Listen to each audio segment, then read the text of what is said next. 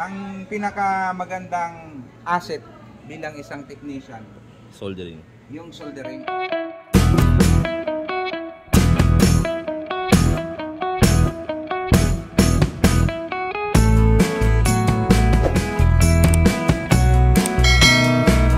Shoutout pala kay Sir Randy Dilinila. Mabuhay kayo sir, salamat sa suporta. At ito may gagawin tayo. Anong amplifier to? Although ginawa na nila to, i-double check lang natin. Concert. So concert siya. Ang model niya ay yan, AV, tingnan nyo na lang. 602. Yan. So ang issue nito, habang ginagamit nila, shoutout kay Brad MJ, biglang nawala ng tunog. So hindi na umandar. Ngayon, ano bang problema? Connect natin. Okay naman.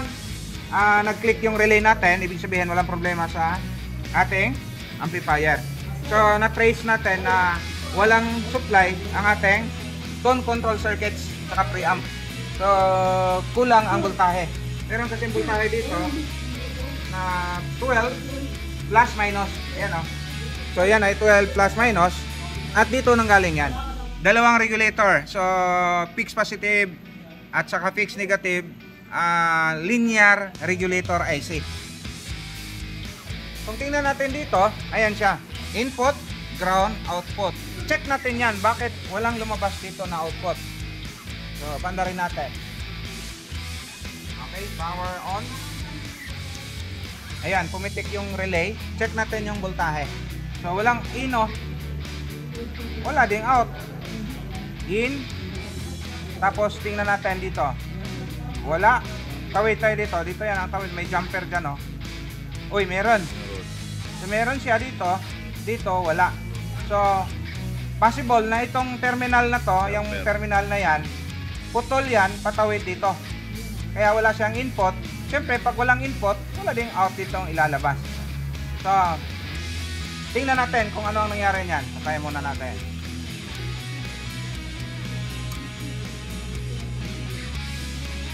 Ayan siya, oh. Ayan. So, kinalawang.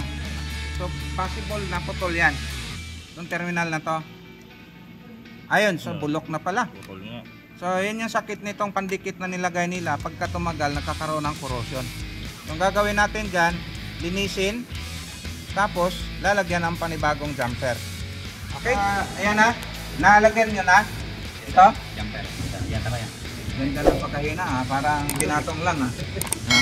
Umapit ba yan? Yan sir. Parang may nuno, ah. Ha? Yan. Dikit yan. Parang may nuno. Hindi. Akala mo, kulangot na pinatong, eh. Testing natin. Ang pinakamagandang asset bilang isang technician, Soldering. yung soldering. Kailangan magaling kang magsolda kasi pag hindi, magkikit-kikit yan. Testing natin. Ayan, pumitik ang relay. Check na natin kung meron na siyang output. Tingnan natin, lagyan natin yung tester dyan. So dito, ito yung ground. In. O yun, meron na. Yung out. Ilan yung out? 12 volts. Sakto. dito sa kabila. Dapat ang out nito ay yung ground nito. In. So ito yung in. Ito yung ground. Ito yung out. So ibig sabihin okay na. So meron siyang output na 12 at output din na 12 positive. Output 12 positive, output na 12 negative. So kanina yung wala doon sa taas. So testing natin. Lagyan natin ng input. May USB ito, di ba? By speaker. So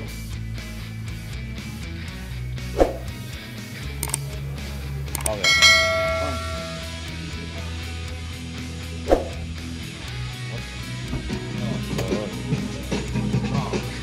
Okay. Ayos. So ang problema nito, kaya hindi siya tumunog.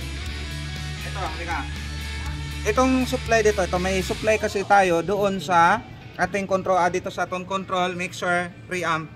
Positive, 12 at saka negative 12. So saan ang gagaling yan? Galing yan dito. At tapos yung regulator dyan, ito, fixed positive at fixed negative regulator, yung linear IC, ito yon. Ito yung dalawa na magkatabi.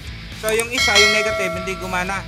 So napansin natin yan, kinalawang siya dahil sa pandikit na putol. So dinugtong lang. Sino nagdugtong? Yan. At okay na. So parang napakasimple lang niya, pero kung hindi mo pa alam, medyo mahirap kasi hindi mo alam kung saan ka mag-start. So mahalaga na nanawaan mo kung saan nanggagaling yung problema, sa amplifier ba o sa load control side ba. Okay, so ayos na yan. Alright.